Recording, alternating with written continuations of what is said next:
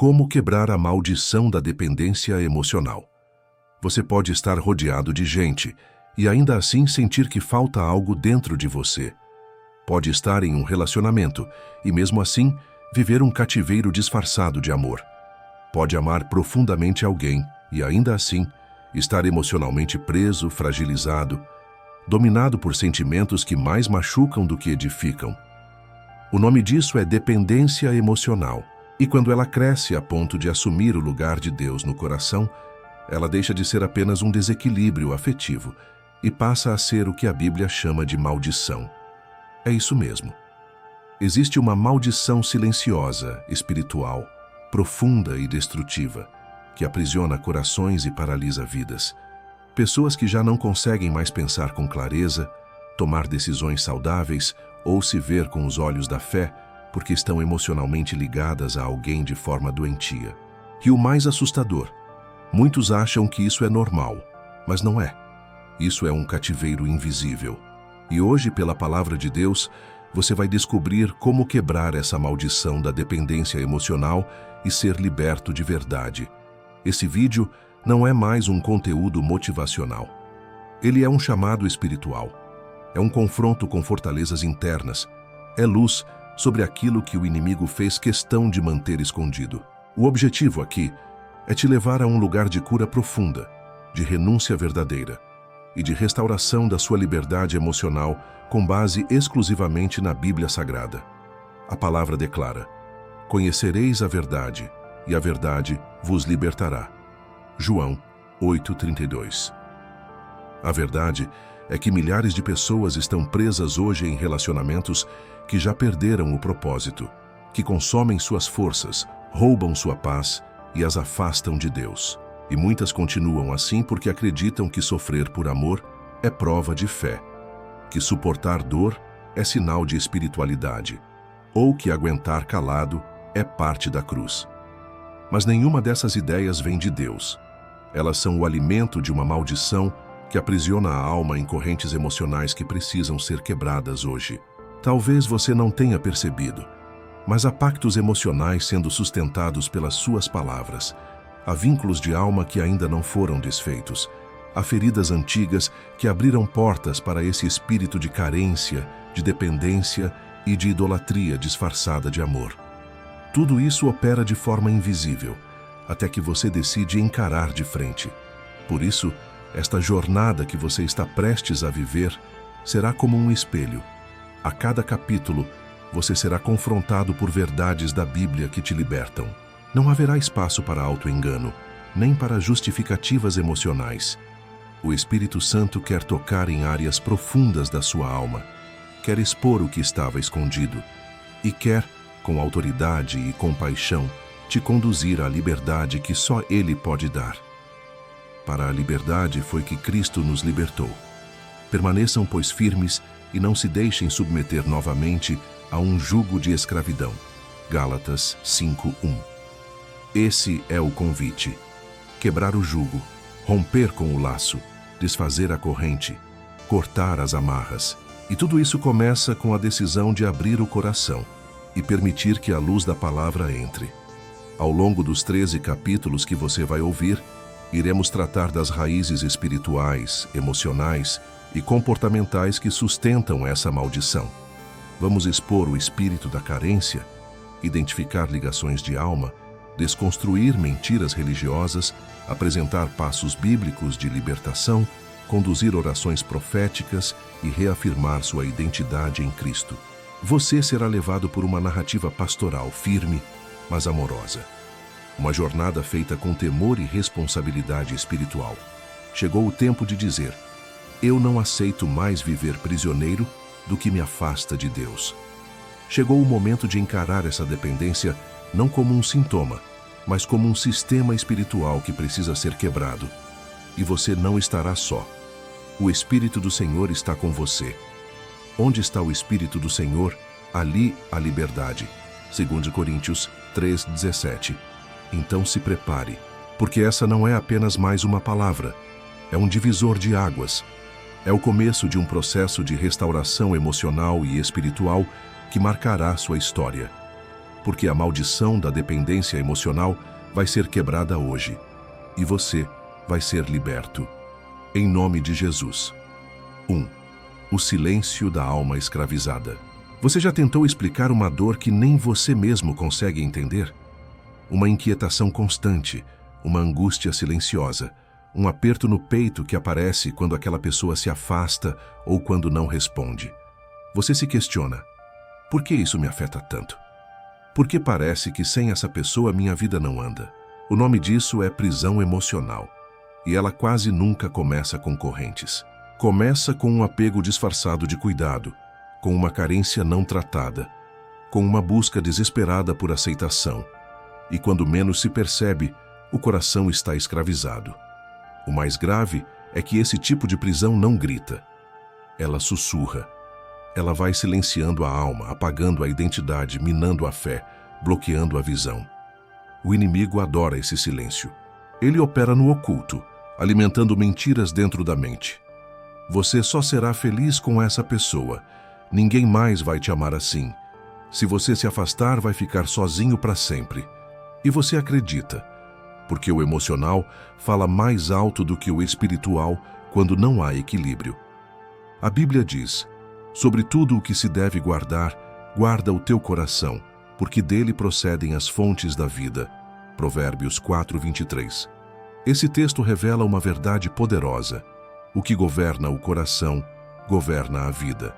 Se o seu coração está aprisionado a alguém, suas decisões, emoções e até sua comunhão com Deus passarão por esse filtro. E é aí que muitos se perdem. Continuam orando, jejuando, louvando, mas não conseguem romper porque ainda estão ligados emocionalmente a quem já tomou o lugar do Senhor dentro do peito. O silêncio da alma escravizada se revela nos detalhes, no medo de dizer não, no pânico de ser rejeitado, na dependência de uma mensagem para se sentir vivo, na tentativa desesperada de manter alguém, mesmo que isso custe sua saúde mental e espiritual. E por fora, tudo parece normal. A pessoa segue com sua rotina, mantém as aparências, tenta convencer os outros e a si mesma de que está tudo sob controle. Mas por dentro, está esgotada. Deus conhece esse silêncio. Ele sonda os lugares que ninguém mais vê. O salmista declarou: Senhor, tu me sondas e me conheces. Entendes o meu pensamento de longe. Salmos 139, 1, 2. Isso significa que Deus não se impressiona com a aparência emocional equilibrada que você tenta manter. Ele vai além. Ele vê a alma ferida, o coração cansado, o espírito sufocado.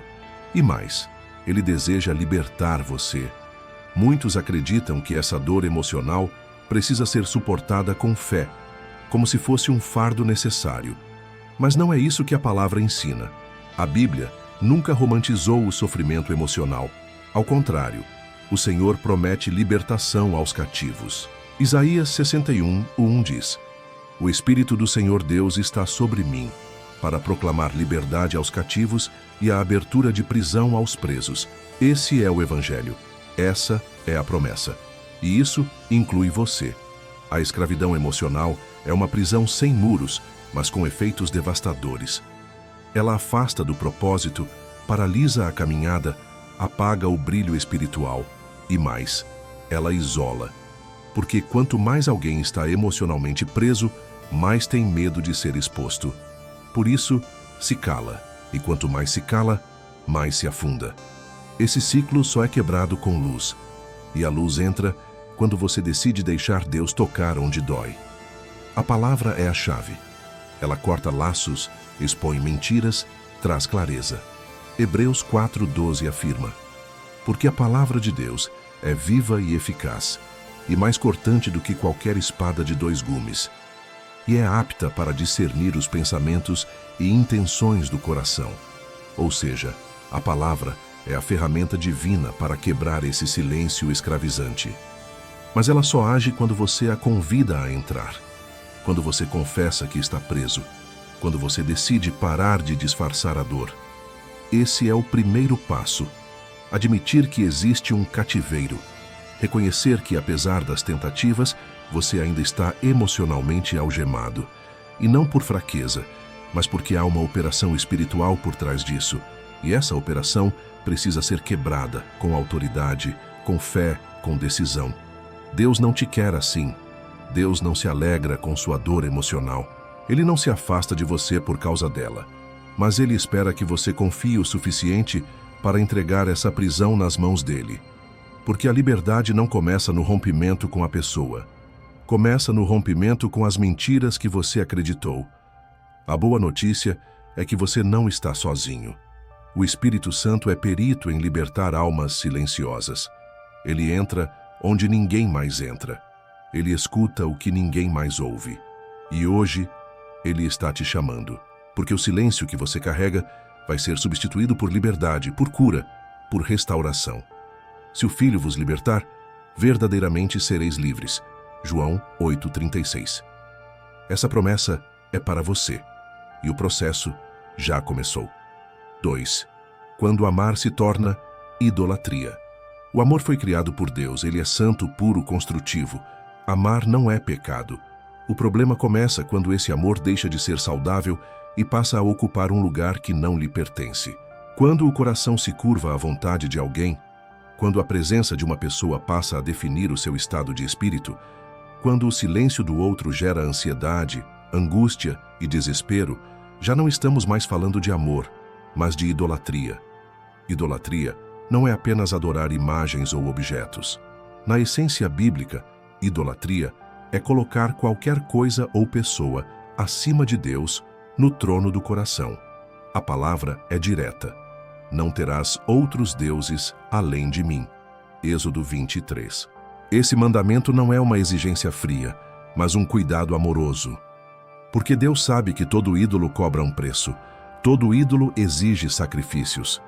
E o pior, nenhum ídolo cura, nenhum ídolo devolve a paz, nenhum ídolo salva. Muitos dizem, mas eu amo essa pessoa. E o problema não é amar. O problema é se perder nesse amor. É transformar um relacionamento em fonte de identidade, segurança e valor.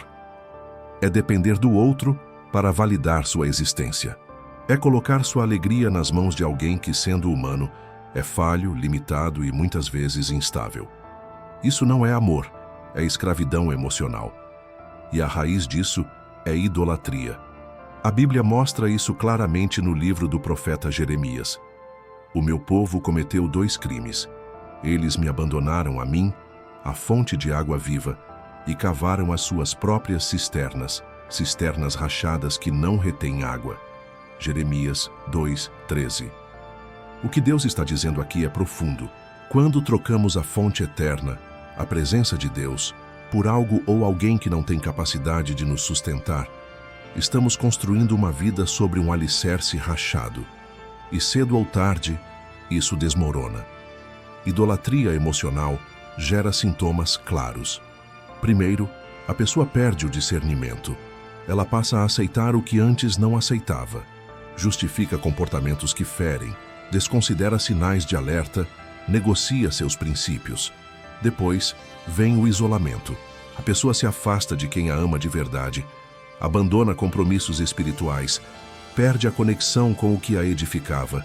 E, por fim, surge a culpa, a exaustão, a vergonha.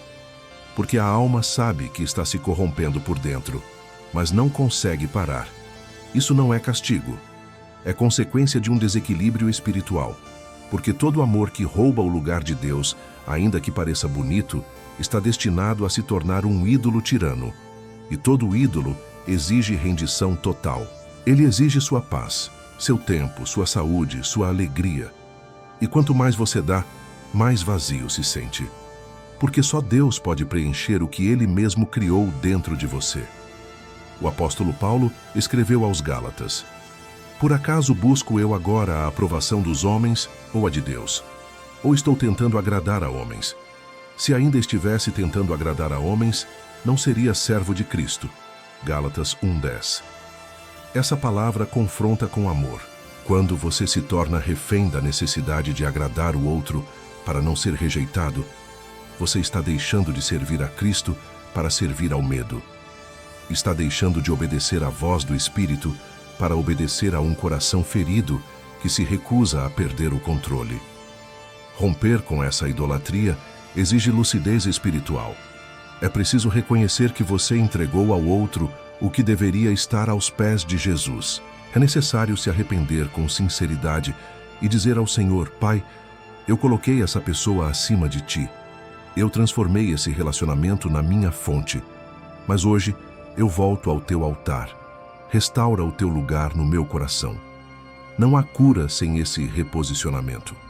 Porque a libertação não é apenas sair de um relacionamento, é restaurar a ordem no espírito. É tirar o ídolo e colocar Deus de volta no centro. E quando isso acontece, tudo começa a se reorganizar. A alma encontra paz. O discernimento volta. A clareza se restabelece. A dependência é substituída por confiança. O amor continua, mas sem escravidão. Jesus é o único que pode ser amado sem medida e nunca irá te destruir. Ele é o único que, quando ocupa o centro, não te consome, mas te fortalece. O que você precisa não é amar menos os outros, é amar mais a Deus. E quando o amor dele te preencher de verdade, ninguém mais terá o poder de te dominar. Esse é o tempo de identificar o ídolo emocional e derrubá-lo. Não por ódio, mas por libertação. Não por rejeição, mas por prioridade espiritual. Porque o amor verdadeiro não exige idolatria. Ele floresce na liberdade de quem já foi completamente preenchido por Deus. 3. O espírito da carência, a porta oculta.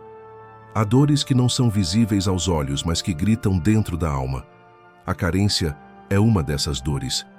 E quando ela não é tratada à luz da palavra, pode se tornar a porta de entrada para uma prisão emocional devastadora.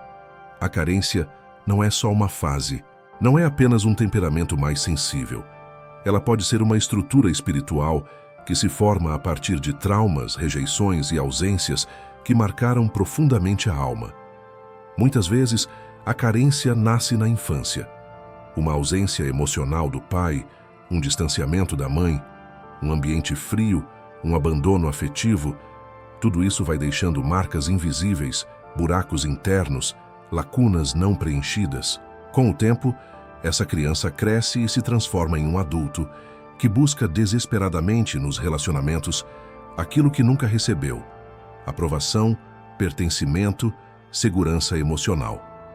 E o problema é que o mundo não está preparado para preencher essas carências. Nenhum ser humano é capaz de suprir o que só Deus pode curar. É aí que entra a atuação espiritual. Porque o inimigo se aproveita dessas brechas. Ele vê os buracos da alma como portas abertas. E onde há necessidade não tratada, ele lança ofertas. Ele coloca pessoas aparentemente perfeitas no caminho. Gente que promete amor eterno, atenção sem limites, cuidado absoluto. Mas por trás disso, existe um plano. Ele quer transformar sua necessidade legítima em uma dependência doentia. Ele quer fazer você acreditar que só será completo se tiver aquela pessoa. Ele quer que você esqueça que a sua suficiência vem de Deus. A palavra diz em Filipenses 4:19: O meu Deus suprirá todas as necessidades de vocês, de acordo com as suas gloriosas riquezas em Cristo Jesus. Quando Paulo escreveu isso, ele não estava falando apenas de recursos materiais, mas também de necessidades emocionais e espirituais. Deus é fonte. Ele é Pai. E o que um pai faz é suprir. Mas quando a carência fala mais alto do que a fé, a alma começa a buscar em lugares errados aquilo que só o céu pode oferecer. A carência é traiçoeira, porque no início ela parece apenas um desejo de ser amado. Mas logo se transforma em ansiedade, em desespero, em medo. A pessoa passa a se contentar com migalhas emocionais. Tolera desprezo, aceita rejeição, se submete a humilhações apenas para não se sentir sozinha. E quando esse ciclo se instala, o coração se torna cativo. Um cativeiro onde a prisão não tem grades, mas tem vozes internas que dizem: é melhor ficar com isso do que ficar sem nada. Ninguém vai te amar como essa pessoa ama. Você não vai suportar a solidão. A Bíblia diz em Salmos 23:1: O Senhor é o meu pastor, nada me faltará. Essa é uma verdade absoluta, mas para quem está dominado pela carência, parece mentira, porque há um senso constante de falta. Falta amor, falta atenção, falta afeto. E quanto mais a alma busca nos outros, mais se frustra. Porque o buraco da carência não é preenchido com carinho humano. Ele só é curado na presença de Deus. Muitos confundem carência com amor, mas o amor verdadeiro liberta, enquanto a carência aprisiona. O amor constrói, a carência adoece. O amor é baseado em escolha, a carência em desespero. E onde há desespero, não há equilíbrio. Por isso, muitos vivem relacionamentos instáveis, onde ora se sentem no céu, ora no inferno emocional. Porque estão alimentando um espírito de carência que se fortalece toda vez que você troca a presença de Deus por migalhas de atenção humana. Romper com esse espírito exige mais do que força de vontade, exige revelação.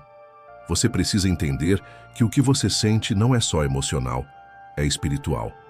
E precisa ser tratado com oração, com palavra, com arrependimento e com reposicionamento. É necessário dizer: Senhor, eu reconheço que me tornei dependente de pessoas, porque não confiei no teu amor. Cure meu coração, restaura minha identidade, fecha as portas da carência em mim. Tiago 4:5 declara: Ou vocês acham que é sem razão que a Escritura diz que o Espírito que ele fez habitar em nós tem fortes ciúmes? Isso mostra que o Espírito de Deus se entristece quando damos a outros aquilo que deveria ser dele. Ele tem ciúmes santos, porque sabe que ninguém vai cuidar da sua alma como ele cuida. Ninguém vai te amar com perfeição, paciência e verdade como ele ama. A cura da carência começa no secreto, no altar, no lugar onde você se derrama diante de Deus e permite que ele toque onde ninguém mais conseguiu tocar. Onde você para de buscar fora aquilo que já está disponível dentro, a presença que supre, o amor que preenche, a voz que tranquiliza. Você não precisa mais viver escravo do medo de ficar só. Você não foi criado para implorar por afeto. Você foi criado para ser completo em Deus. E quando Ele ocupa o espaço certo no seu coração, todo espírito de carência perde o poder. 4. Ligações de alma. O vínculo que aprisiona. Nem todo laço se desfaz com o tempo. Nem toda separação é sinal de liberdade. Há pessoas que se afastaram fisicamente, mas continuam amarradas espiritualmente. Gente que terminou um relacionamento há anos, mas ainda sonha com a pessoa, ainda sofre ao ver o nome dela, ainda sente um vazio inexplicável quando se lembra. Isso não é saudade, isso é uma ligação de alma. E biblicamente essas ligações existem, atuam e aprisionam. Uma ligação de alma é um vínculo profundo, formado entre duas pessoas que em algum nível, emocional, verbal ou físico, compartilharam mais do que sentimentos. Compartilharam alianças, pactos e entregas que ultrapassaram o natural. A Bíblia nos mostra, em 1 Samuel 18:1, que a alma de Jonatas se ligou com a alma de Davi. Isso mostra que almas podem sim se ligar, mas quando essa ligação é feita fora da vontade de Deus, fora do equilíbrio espiritual, ela se torna um laço que aprisiona. Esses vínculos acontecem, por exemplo, quando palavras de aliança são ditas de forma inconsequente, como: nunca vou te esquecer, você é minha vida, sou seu para sempre. Essas declarações aparentemente românticas carregam um peso espiritual. A Bíblia diz em Provérbios 18:21 que a morte e a vida estão no poder da língua. O que é falado com intensidade emocional e repetido com convicção se transforma em aliança. E toda aliança feita fora do propósito de Deus precisa ser desfeita espiritualmente. Muitos acreditam que basta seguir em frente, apagar fotos, bloquear o número, sair das redes sociais. Mas continuam ligados, porque o problema não está fora, está dentro. A alma está presa. Presa às memórias, às palavras, à energia daquele relacionamento. E enquanto essa ligação não for quebrada em oração, renúncia e reposicionamento, a pessoa não conseguirá viver o novo de Deus. Há também as ligações criadas por relações íntimas fora do casamento. O apóstolo Paulo alerta em 1 Coríntios 6,16. Ou não sabeis que o que se une com uma meretriz faz-se um só corpo com ela? Porque diz, serão dois numa só carne. O princípio aqui é claro. A intimidade física gera um laço espiritual. Mesmo sem compromisso, mesmo sem amor verdadeiro, o ato sexual fora da aliança divina produz vínculos que aprisionam. É por isso que muitos não conseguem se libertar de lembranças de um parceiro do passado, porque, espiritualmente, ainda estão ligados. E o laço de alma tem consequências sérias. Ele sabota novos relacionamentos, ele confunde os sentimentos, ele bloqueia a percepção espiritual. Ele torna a pessoa refém de alguém que muitas vezes já seguiu a vida. E o pior, ele impede que o Espírito Santo ocupe o lugar que está sendo tomado por memórias e pactos antigos. Para romper com essas ligações, é preciso mais do que querer. É preciso decidir, declarar e, acima de tudo, orar com autoridade espiritual. É necessário dizer com fé e firmeza: em nome de Jesus, eu quebro todo laço de alma com o nome da pessoa. Eu anulo toda palavra de aliança feita fora da vontade de Deus. Eu corto toda ligação emocional, verbal, física e espiritual que me impede de ser livre. Declaro que minha alma pertence somente ao Senhor. Salmos 124:7 declara: a nossa alma escapou como um pássaro do laço do passarinheiro. O laço quebrou-se e nós escapamos. Essa é a promessa para aqueles que decidem romper. O laço pode parecer forte, mas diante do poder da cruz, ele se desfaz. O que era prisão se torna testemunho. O que era opressão se transforma em liberdade. A quebra de vínculos de alma pode doer, pode gerar um luto, mas é um luto que cura, que fecha portas antigas, que abre caminho para o novo de Deus, que devolve a leveza, a paz e a presença do Espírito Santo. Você não nasceu para viver aprisionado a ninguém. Sua alma tem dono, e esse dono é o Senhor. Hoje os laços que te impedem de seguir serão rompidos, não por força humana, mas pela autoridade do nome de Jesus. 5. Ciclos de controle, o jogo emocional do inimigo. Existem prisões emocionais que não são sustentadas por palavras duras ou por gritos de dominação. Muitas delas se alimentam de gestos sutis, de manipulações silenciosas, de promessas adiadas, de ausências estratégicas. É um padrão repetitivo que começa com um perdão doce, passa por um tempo de paz ilusória e termina em mais dor.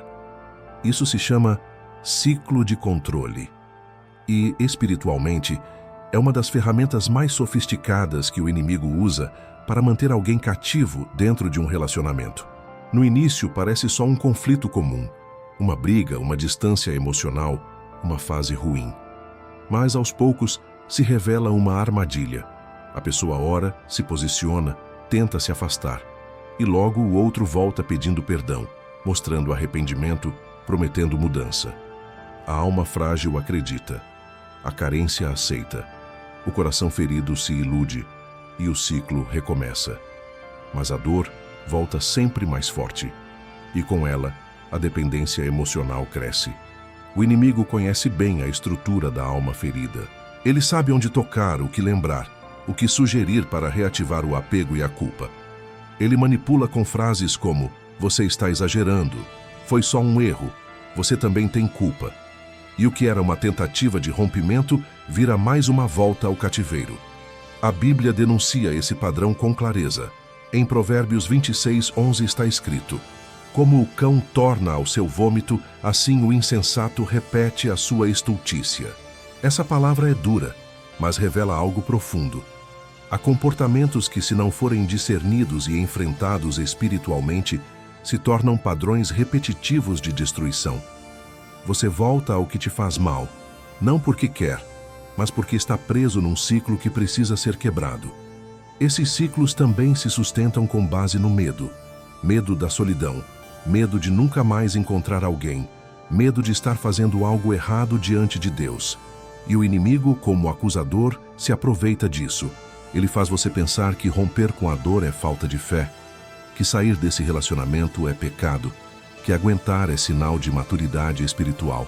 Mas nenhuma dessas ideias se alinha com o coração de Deus. A palavra diz em João 10:10, o ladrão vem apenas para roubar, matar e destruir. Eu vim para que tenham vida e a tenham plenamente. Se esse relacionamento está roubando sua paz, matando sua identidade, destruindo sua comunhão com Deus, então você não está vivendo o que Cristo prometeu. E se você não está vivendo isso, é porque há um ciclo do inimigo operando. O jogo emocional se intensifica quando a alma se acostuma com a prisão. A vítima começa a se justificar, a minimizar o sofrimento, a inverter os papéis. Muitas vezes, quem está sendo manipulado acredita que é o problema. Carrega a culpa pelo desequilíbrio. Passa a andar em ovos. Vive ansiosa. Fica em estado de vigilância constante, esperando a próxima crise. Isso não é amor. Isso é opressão emocional disfarçada de relacionamento. Para sair desse ciclo, é necessário reconhecer que ele existe. O primeiro passo é nomear a prisão. O segundo é buscar discernimento espiritual. E o terceiro, o mais importante, é se levantar em autoridade. Lucas 10:19 declara: Eis que vos dou poder para pisar serpentes e escorpiões, e toda a força do inimigo, e nada vos fará dano algum. Essa promessa é para quem se posiciona, para quem decide sair do jogo. Romper com o ciclo não significa que a dor desaparecerá instantaneamente, mas significa que você está livre para ser curado, que o controle do outro já não dita mais o ritmo da sua alma, que você está saindo da manipulação e entrando em aliança com a verdade. A alma que quebra ciclos encontra um novo padrão, o da paz. A mente que decide não voltar ao que machuca encontra clareza. O espírito que rejeita o domínio do medo encontra liberdade. E o coração que se rende a Cristo encontra amor verdadeiro. Você não precisa mais jogar esse jogo. O tabuleiro foi desmontado, a manipulação identificada, a verdade revelada. Agora resta uma escolha: permanecer aprisionado ou romper de vez com o ciclo. Porque o inimigo só joga onde há espaço. E quando você diz acabou, o céu se move para te sustentar. 6. A vergonha secreta dos que oram e sofrem. Talvez essa seja uma das dores mais cruéis para quem ama a Deus de verdade: orar com fé e continuar preso. Jejuar, clamar, buscar conselhos espirituais e, mesmo assim, sentir-se dominado por um vínculo que oprime, humilha e esvazia. É como estar entre dois mundos: a fé que deseja liberdade e a alma que não consegue se desligar. Nesse conflito, nasce a vergonha, uma vergonha secreta, um sentimento silencioso de indignidade que diz: se eu fosse forte o suficiente, já teria vencido isso. Se Deus me amasse, já teria me libertado. Essa vergonha se instala quando a pessoa começa a acreditar que sua fraqueza emocional invalida sua espiritualidade. Quando pensa que o fato de ainda estar presa a alguém é sinal de fé fraca ou de que Deus a abandonou. Mas isso não é verdade. A Bíblia está cheia de exemplos de pessoas sinceras que passaram por conflitos internos profundos. O apóstolo Paulo, por exemplo, escreveu: porque não faço o bem que quero, mas o mal que não quero, esse faço. Romanos 7:19. Isso mostra que a luta entre carne e espírito é real, mesmo para os mais dedicados. A vergonha se intensifica porque o ambiente religioso, muitas vezes, não tem espaço para essa dor. Os que oram e sofrem se sentem sozinhos. Pensam: como vou confessar que sou dependente emocional se todos acham que sou forte? Como vou admitir que não consigo romper com esse relacionamento se já aconselhei tantas pessoas a fazerem isso? Então se calam, vestem máscaras, sorriem no culto, cantam com os olhos cheios d'água. Mas dentro há uma alma oprimida, sufocada, esmagada por uma mistura de fé e dor. O inimigo adora esse ambiente. Ele age no silêncio. Ele alimenta a vergonha. Ele diz: você é uma farsa. Você nunca será liberto. Deus não te ouve mais. E a pessoa, ao invés de correr para os braços do Pai, começa a se afastar. Não porque não ama a Deus, mas porque se sente indigna de ser amada por Ele. Mas o Evangelho não é para os fortes, é para os quebrados, é para os que caem, é para os que lutam por dentro enquanto tentam manter a fé por fora. Jesus nunca rejeitou um coração quebrantado. Ao contrário, ele disse: os sãos não precisam de médico, e sim os doentes. Eu não vim chamar justos, mas pecadores ao arrependimento. Lucas 5, 31, 32. A vergonha não vem de Deus, vem do acusador, e o sangue de Cristo já anulou toda a acusação. A vergonha precisa ser exposta à luz. O salmista declarou: enquanto calei os meus pecados, envelheceram os meus ossos pelos meus constantes gemidos o dia todo. Confessei-te o meu pecado e a minha iniquidade não mais ocultei.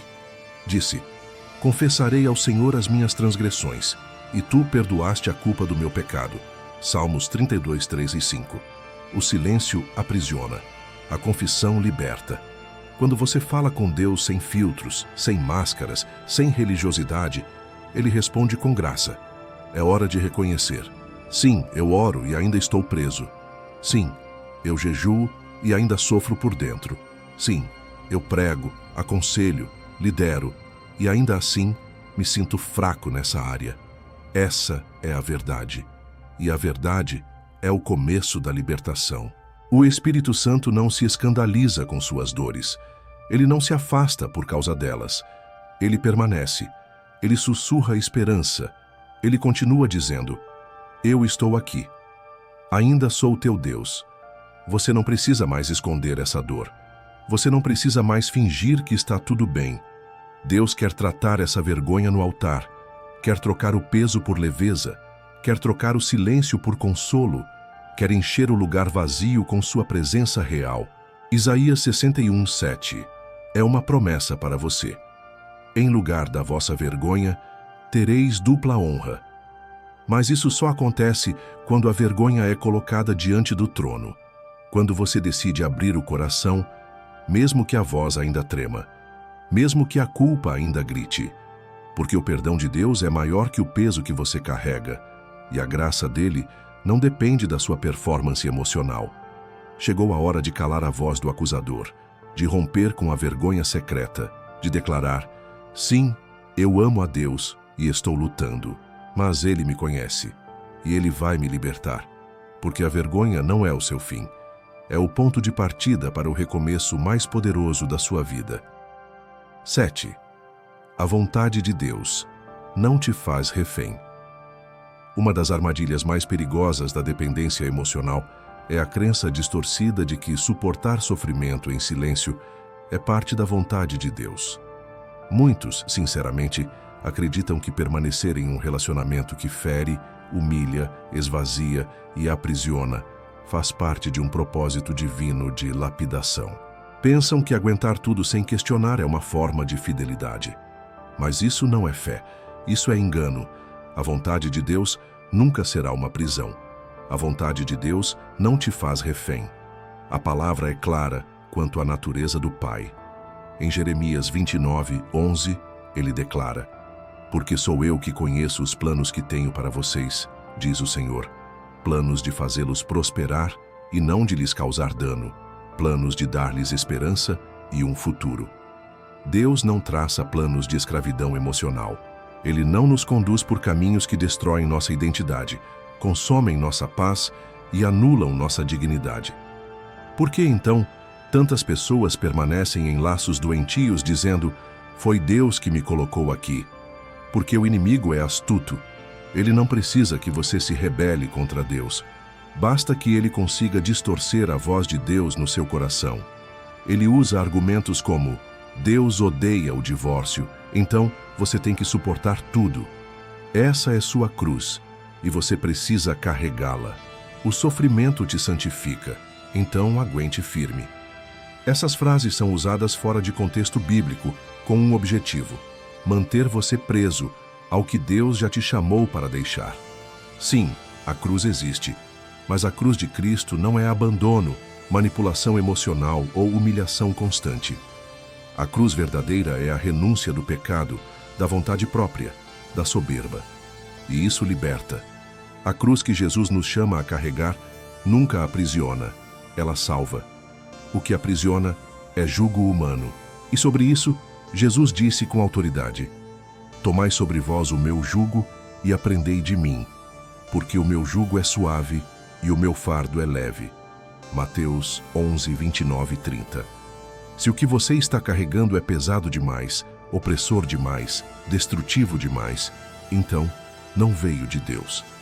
É hora de confrontar essa distorção espiritual, porque muitos permanecem reféns emocionais por medo de desagradar a Deus. Mas, na verdade, a obediência verdadeira não está em tolerar o mal, mas em dizer sim à liberdade que o céu já decretou. A vontade de Deus é boa, perfeita e agradável. Romanos 12, 2. Isso significa que mesmo os processos difíceis que Ele permite sempre visam crescimento, cura, realinhamento com o propósito. Mas se o relacionamento onde você está tem apagado sua luz, adoecido sua alma, impedido seu avanço espiritual, então há algo errado. Deus não te chamou para sobreviver emocionalmente. Ele te chamou para viver em plenitude. Essa confusão entre sofrimento permitido por Deus e prisão imposta pelo diabo tem mantido muitas almas estagnadas. Elas acham que estão cumprindo um propósito, mas, na verdade, estão alimentando um ciclo de opressão. Estão confundindo fidelidade com passividade. Estão chamando de cruz o que, na verdade, é cativeiro. Em Oséias 4:6, o Senhor diz: O meu povo foi destruído por falta de conhecimento, e é por isso que hoje o Espírito Santo está trazendo luz, para que você entenda que submissão não é sinônimo de sujeição cega, que perdão não é aceitar abusos recorrentes, que paciência não é compactuar com ciclos de dominação emocional. Deus não precisa que você se anule para provar que o ama. O que Ele espera é que você confie tanto nele a ponto de sair do que fere, mesmo com o coração tremendo. Talvez você esteja dizendo: mas e se Deus ainda quiser me usar nesse relacionamento para mudar o outro? A resposta é: Deus nunca vai te usar para salvar alguém, se para isso você tiver que se perder. Jesus se entregou para salvar, mas Ele nunca deixou de ser quem era. Ele nunca trocou sua identidade para caber nos planos alheios. E nem você deve fazer isso. Hoje é o dia de realinhar sua mente, de parar de justificar o sofrimento com espiritualidade, de entender que a verdadeira obediência não está em aguentar tudo calado, mas em discernir a hora de dizer: isso não vem de Deus, e eu não vou mais aceitar. Você precisa da coragem de Jesus em João 2, quando ele entra no templo e derruba as mesas dos cambistas. Havia distorção no lugar que deveria ser santo, e ele não ficou passivo. Ele se levantou, com autoridade, com verdade, com zelo, e agora ele quer fazer o mesmo no templo do seu coração. A vontade de Deus não te faz refém. Ela te liberta, te cura, te restaura e te envia. O que é dele constrói, o que é dele permanece, o que é dele não te suga, não te consome, não te paralisa. Chegou o momento de confiar tanto no amor de Deus que você não aceitará mais confundir cativeiro com propósito. 8.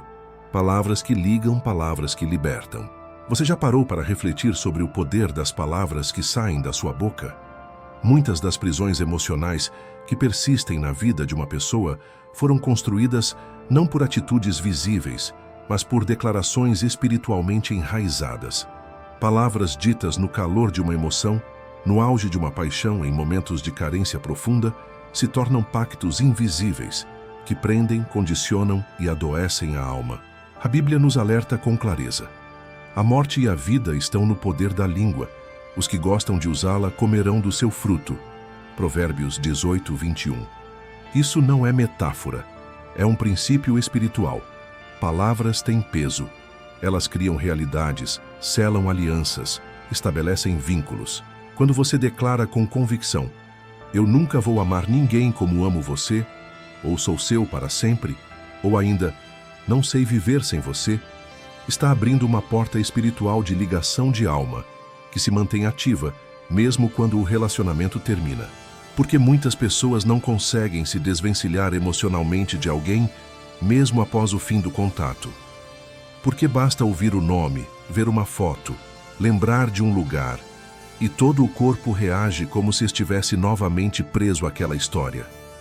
Porque há uma ligação mantida por palavras não quebradas. Mesmo sem contato físico, o que foi selado no mundo espiritual continua exercendo poder. O que pouca gente sabe é que esse padrão é antigo. No Antigo Testamento, alianças sempre eram feitas por palavras declaradas publicamente. Um sim era mais do que um acordo verbal, era um pacto espiritual selado diante de Deus. Por isso Jesus ensinou: seja o vosso falar, sim, sim, não, não. O que passar disso vem do maligno. Mateus 5,37. Ele não estava falando apenas de honestidade, mas de responsabilidade espiritual. Toda palavra que ultrapassa a clareza e entra no terreno do exagero sentimental ou do juramento possessivo pode se tornar brecha. E o diabo conhece bem esse princípio. Ele não pode criar nada, mas é mestre em distorcer. Ele se aproveita das palavras que saíram da sua boca para construir fortalezas. Ele transforma declarações emocionais em algemas invisíveis. Ele usa o que você disse no passado contra o seu futuro. E enquanto essas palavras não forem renunciadas com consciência, fé e autoridade, ele continua tendo acesso ao seu emocional. Mas se as palavras têm poder para ligar, elas também têm poder para libertar. A Bíblia diz em João 8,32: conhecereis a verdade e a verdade vos libertará. E parte dessa verdade é: você pode quebrar hoje todo pacto verbal feito fora da vontade de Deus. Você pode declarar em nome de Jesus que nenhuma palavra de prisão permanecerá de pé. Você pode usar a sua voz como instrumento de ruptura e cura. O processo de libertação verbal começa com discernimento. Reflita: que frases você disse em momentos de apego? Quais promessas você repetiu sem perceber o peso espiritual que carregavam? Que alianças emocionais você criou com a boca, mesmo sem intenção? Após identificar, é hora de declarar libertação. Senhor, eu me arrependo por cada palavra que fortaleceu um vínculo emocional fora da tua vontade. Em nome de Jesus, eu revogo toda frase que me prendeu a essa pessoa. Declaro quebrado todo pacto verbal, toda aliança emocional. Minha alma pertence somente ao Senhor. Essa oração não é mágica. Ela é um ato de fé e reposicionamento espiritual. Ela é o início de uma nova caminhada, onde sua boca se alinha com a verdade de Deus. A mesma boca que antes selou ligações, agora será usada para estabelecer liberdade. A mesma língua que alimentou a prisão, agora vai declarar vida. Isaías 54:17 nos lembra: toda língua que se levantar contra ti em juízo, tu a condenarás. Esta é a herança dos servos do Senhor. Isso inclui também a sua própria língua. Palavras que você usou contra si mesmo, como ninguém vai me querer, eu sou um lixo, sem ele eu não sou nada, precisam ser quebradas. Elas estão em juízo contra você, mas agora você tem autoridade para condená-las e anulá-las. A partir de hoje, suas palavras precisam edificar o novo que Deus está construindo em você. Sua boca será fonte de cura, de identidade restaurada, de verdade espiritual. Declare com fé: sou livre em Cristo. Minha alma não está mais atada ao passado. Meu coração está guardado em Deus, e só Ele define minha história. Você não é obrigado a viver debaixo de palavras que você mesmo disse. A cruz já providenciou o direito de romper com toda sentença emocional. E agora, você tem a chave, a palavra de Deus, nos seus lábios. 9. Identidade ferida, alma vendida. Toda dependência emocional nasce em um lugar: a identidade ferida.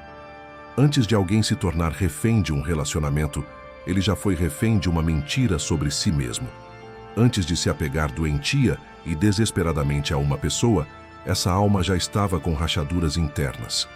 Marcas deixadas por rejeição, abandono, humilhação, ausência de referência e afeto. A prisão começa não quando a pessoa entra na relação errada, mas quando acredita que precisa dessa relação para se sentir inteira. Essa é a estratégia mais antiga do inimigo. Quando ele não consegue roubar a vida de alguém diretamente, ele tenta minar o que essa pessoa pensa sobre si. Desde o Éden, ele manipula a verdade para lançar confusão sobre identidade. Foi assim que Deus disse? Gênesis 3:1. Ele plantou dúvida. E até hoje, essa dúvida ressoa no coração de muitos. Será que sou amado? Será que sou o suficiente? Será que alguém vai me escolher de verdade? E é com essa brecha que ele inicia o processo de destruição emocional. A Bíblia diz que somos feitos à imagem e semelhança de Deus, Gênesis 1:27. Isso significa que nosso valor não vem do olhar do outro, mas do fato de carregarmos a assinatura do Criador. Porém, quando essa verdade não é firmada no coração, o ser humano passa a buscar desesperadamente uma referência de valor fora de Deus. E o que encontra? Pessoas igualmente feridas. Gente quebrada tentando remendar outras almas despedaçadas. E assim surgem os relacionamentos tóxicos, viciantes, manipuladores, porque nenhum dos dois sabe quem é, e cada um espera do outro aquilo que só Deus pode dar. A identidade ferida faz a pessoa se ver pequena, indigna, invisível. Ela aceita migalhas, normaliza abusos, se anula para ser aceita. E o mais grave, ela passa a negociar a alma. Entrega partes de si mesma para manter alguém por perto. Vende a paz por alguns minutos de atenção. Troca dignidade por promessas falsas. Cede o controle da própria história para quem não tem autoridade espiritual para governá-la. E por que isso acontece? Porque a alma ferida esquece quem ela é. Esquece de onde veio. Esquece de quem é filho. Esquece que foi comprada por um alto preço, como está escrito em 1 Coríntios 6:20. Porque fostes comprados por preço. Agora, pois, glorificai a Deus no vosso corpo. A identidade restaurada começa no reconhecimento do preço pago por Cristo. Você não é um caco qualquer. Você é joia lapidada pelas mãos de Deus. Você não está à venda. Você já foi comprado e ninguém mais tem o direito de te possuir. A boa notícia é que Cristo não apenas perdoa pecados, ele restaura identidades. Em João 1:12 está escrito: mas a todos quantos o receberam, deu-lhes o poder de serem feitos filhos de Deus. Essa filiação é o que quebra toda dependência emocional, porque um filho que sabe quem é, não aceita ser tratado como escravo. Uma filha que entende o amor do pai, não implora mais pelo afeto de homens. Um coração cheio de identidade não vive de aprovação alheia. A restauração da identidade começa com uma decisão: parar de se olhar com os olhos da ferida e começar a se ver com os olhos de Deus. É preciso romper com as vozes do passado.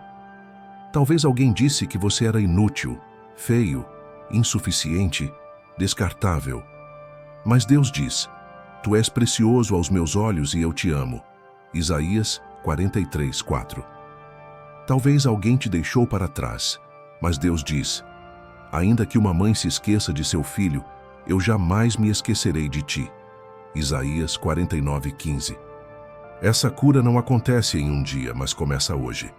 Começa quando você para de tentar provar seu valor aos outros e começa a crer no que a palavra já declarou.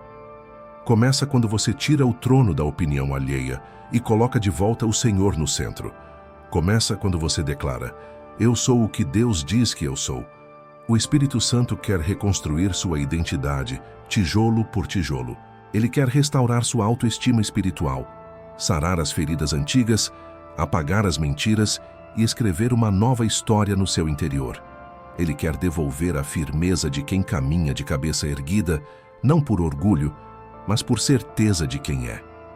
E quando essa identidade for restaurada, todo tipo de prisão emocional perderá o controle. Porque ninguém manipula uma alma curada. Ninguém governa um coração que sabe quem é em Deus. 10. Intimidade com Deus, a nova fonte de amor. A dependência emocional é alimentada por uma raiz profunda, a sensação de vazio. A alma que se sente incompleta procura desesperadamente algo ou alguém que a preencha. No início, parece que encontrou um relacionamento que traz alegria, uma pessoa que oferece afeto, alguém que ouve, que responde, que cuida. Mas com o tempo, aquela fonte começa a falhar. A resposta demora, o carinho diminui, a atenção escapa. E o que antes parecia suprir, agora machuca. O problema não está só no outro. O problema está em tentar saciar sede espiritual com poços humanos. Jesus, ao conversar com a mulher samaritana no poço de Jacó, revelou essa verdade com clareza. Todo aquele que beber desta água tornará a ter sede, mas aquele que beber da água que eu lhe der, nunca terá sede. João 4, 13 e 14. Aquela mulher que havia tido 5 maridos e agora vivia com um 6º homem que nem era seu, representava milhares de almas que buscam em amores passageiros uma plenitude que só Deus pode oferecer. Essa é a chave. O coração só encontra descanso quando se ancora na intimidade com o Pai. Não estamos falando aqui de uma oração apressada, nem de frequentar cultos por obrigação. Estamos falando de uma comunhão profunda, diária, sincera, de um lugar secreto onde a alma se desnuda e é preenchida por uma presença que não falha. Quando a alma se alimenta de Deus, ela para de mendigar a atenção de quem não tem estrutura para sustentá-la. O Salmo 42:1 expressa esse anseio. Assim como o servo anseia pelas correntes das águas, assim a minha alma anseia por ti, ó Deus. Essa fome espiritual é a explicação para tantos apegos doentios. Porque onde não há intimidade com Deus, há fome. E onde há fome, há risco de aceitar qualquer coisa. Mas onde há saciedade espiritual, há discernimento. Há força para dizer não ao que fere. Há paz para esperar o tempo certo. Há coragem para romper o que não vem do Pai. A intimidade com Deus transforma a maneira como você se relaciona com tudo. Um coração íntimo do Pai não se desespera quando é deixado de lado, porque sabe que nunca está sozinho. Um espírito conectado com o céu não entra em pânico diante do silêncio do outro, porque encontra descanso na voz do Senhor. E um filho que conhece o Pai não aceita mais ser tratado como servo de ninguém. A dependência emocional se desfaz quando o amor de Deus ocupa o espaço central. 1 João 4,18 diz: no amor não há medo. Ao contrário, o perfeito amor expulsa o medo. Esse medo de perder, de ser rejeitado, de não ser amado, só existe onde falta amor verdadeiro. E esse amor só pode ser revelado no secreto. É ali, naquele lugar, onde a lágrima encontra consolo, que a alma aprende que já é amada, aceita, valorizada.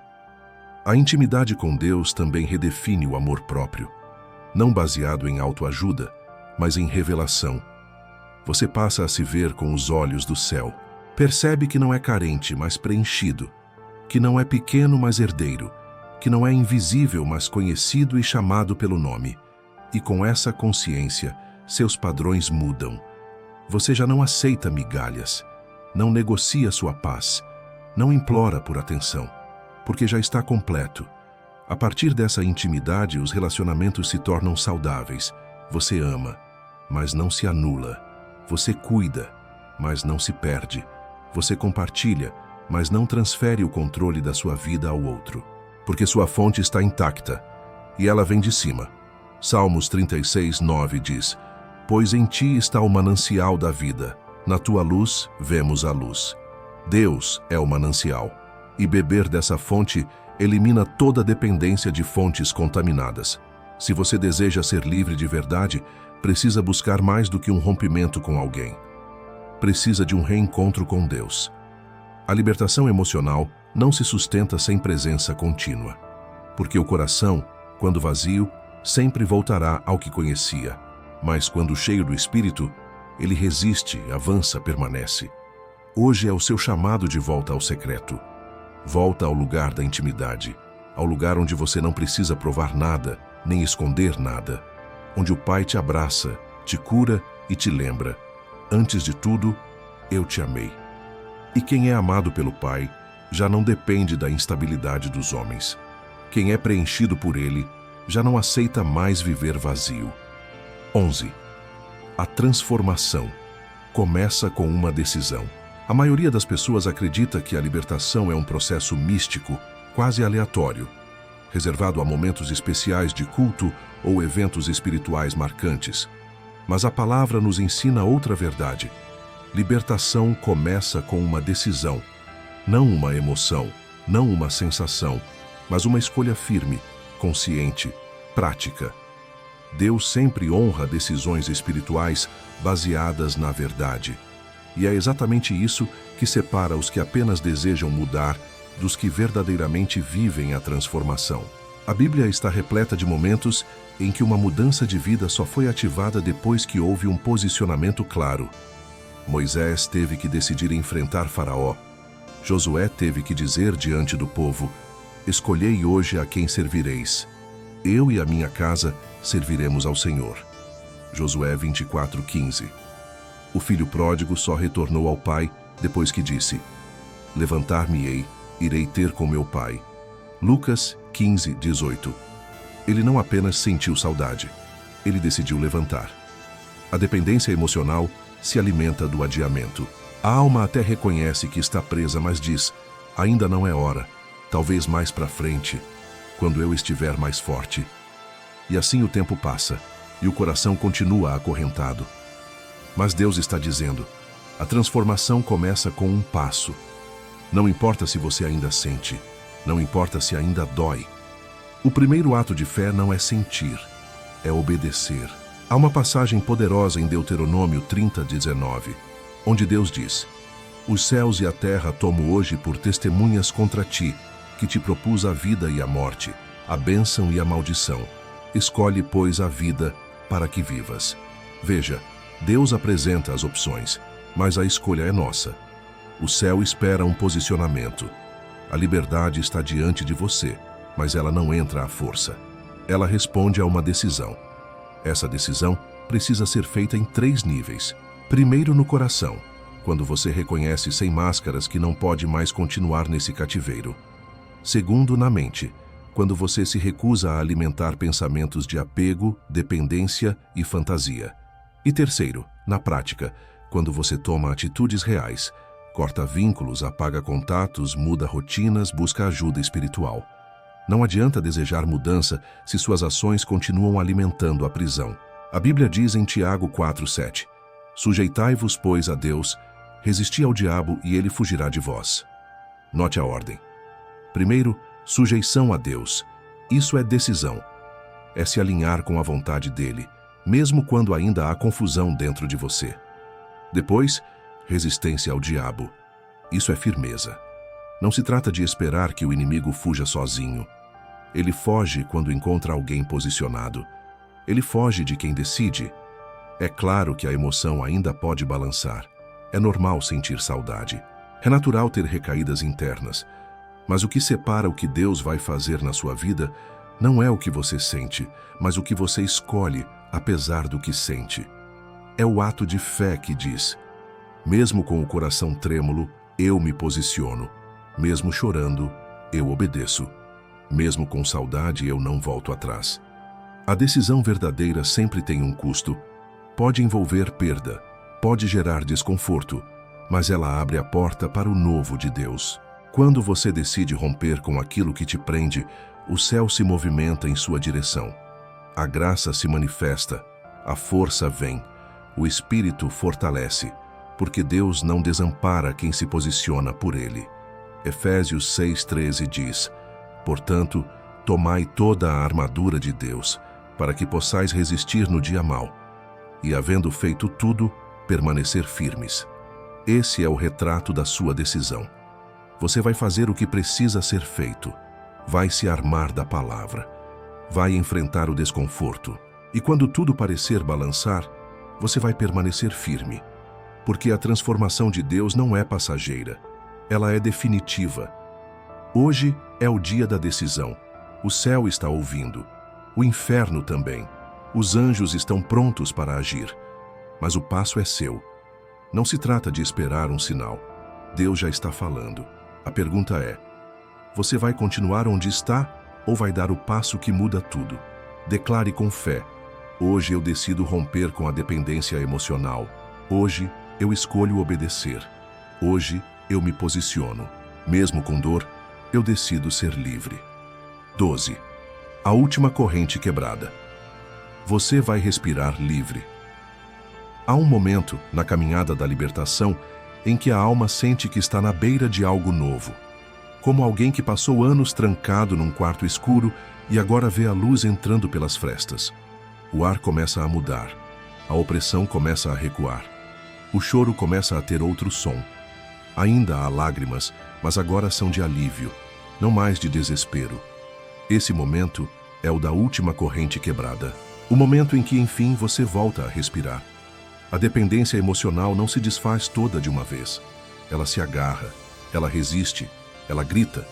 Mas chega uma hora em que a resistência se esgota diante da autoridade do céu. E essa hora chegou. O que restava de prisão está diante do altar de Deus. Os laços que pareciam indestrutíveis agora estão frágeis. E com uma palavra liberada no nome de Jesus, a corrente final será destruída. A Bíblia fala sobre esse momento em Isaías 10, 27. Acontecerá naquele dia que a sua carga será tirada do teu ombro, e o seu jugo do teu pescoço, e o jugo será despedaçado por causa da unção. Não será pela sua força, não será pela sua capacidade. Será pela unção de Deus que essa prisão vai cair. É a presença do Senhor que invade agora o lugar onde você está e desfaz o que parecia eterno.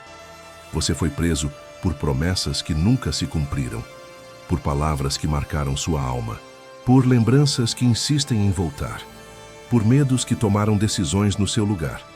Mas agora, no mundo espiritual, uma sentença está sendo revogada.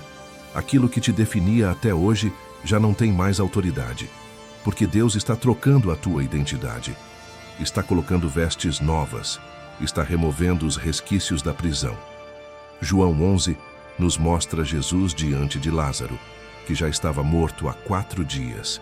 Jesus ordena: Lázaro, vem para fora. E o morto sai, mas ainda está atado com faixas. Então Jesus diz: desatai-o e deixai-o ir. É isso que está acontecendo com você. Deus já te chamou para fora da sepultura emocional, mas agora Ele ordena que toda faixa, todo o resto de amarra, seja removido. Você não vai apenas sobreviver, vai viver plenamente. A libertação final é também um batismo de identidade. Você começa a enxergar com clareza quem é de fato, sem o peso da dependência, sem o medo da rejeição, sem o vício de agradar para ser aceito. Agora, você ama porque é livre. Escolhe porque é inteiro. Caminha porque sabe quem é. O que antes te paralisava agora não tem mais voz sobre sua vida. O Salmo 124:7 descreve: a nossa alma escapou como um pássaro do laço do passarinheiro. O laço quebrou-se e nós escapamos. É isso que está acontecendo agora. O laço se quebrou. A última corrente caiu. O último grilhão foi desfeito. O inimigo perdeu o controle. E você escapou. Para viver o novo. Para experimentar a plenitude. Para respirar livre. Você não será mais manipulado por emoções instáveis. Não será mais governado por memórias tóxicas. Não será mais atraído por aquilo que te fere. Porque agora a sua alma está ancorada na presença de Deus. E uma alma ancorada não é levada por qualquer vento. Não se desespera por qualquer ausência. Não se vende por qualquer afeto. Hoje, Deus te entrega um novo fôlego. Respira fundo. Sente a leveza da alma. Percebe a ausência do peso. O cativeiro ficou para trás. O Egito já não tem mais domínio. Como o povo hebreu diante do Mar Vermelho fechado e depois diante do mar aberto, você também ouvirá o que está em Êxodo 14:13. Não temais, estai quietos e vede o livramento do Senhor. O mar vai se abrir e você não vai voltar. Não desta vez, não mais. Declare agora com autoridade: a última corrente caiu. Eu sou livre. Eu sou de Cristo. Minha alma respira. Minha vida começa hoje. 13. A reconstrução. Começa agora. caminhando com Deus, de coração inteiro. Toda libertação genuína precisa ser seguida por reconstrução. A alma que foi liberta não pode voltar ao vazio. Deus não nos arranca das prisões emocionais apenas para nos deixar num deserto interior. Ele nos tira para nos reconstruir por completo. Porque a verdadeira liberdade não é apenas o fim da dor, é o início de uma nova história. E essa nova história começa hoje.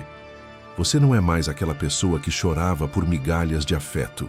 Não é mais aquele coração dependente da atenção de alguém que te ignorava. Você não está mais no mesmo lugar. Agora, o que Deus quer fazer é estabelecer uma nova fundação espiritual, emocional e relacional. E essa fundação precisa ser erguida sobre a palavra. Em Isaías 61, quando o Senhor fala sobre o propósito da unção, ele diz: para consolar todos os tristes, a ordenar acerca dos tristes de Sião, que se lhes dê ornamento por cinza, óleo de gozo por tristeza, veste de louvor por espírito angustiado, a fim de que se chamem carvalhos de justiça. Veja, Deus não apenas tira a tristeza, Ele substitui por glória. Ele planta raízes novas. Você agora é como uma árvore replantada à beira das águas. Não viverá mais de restos.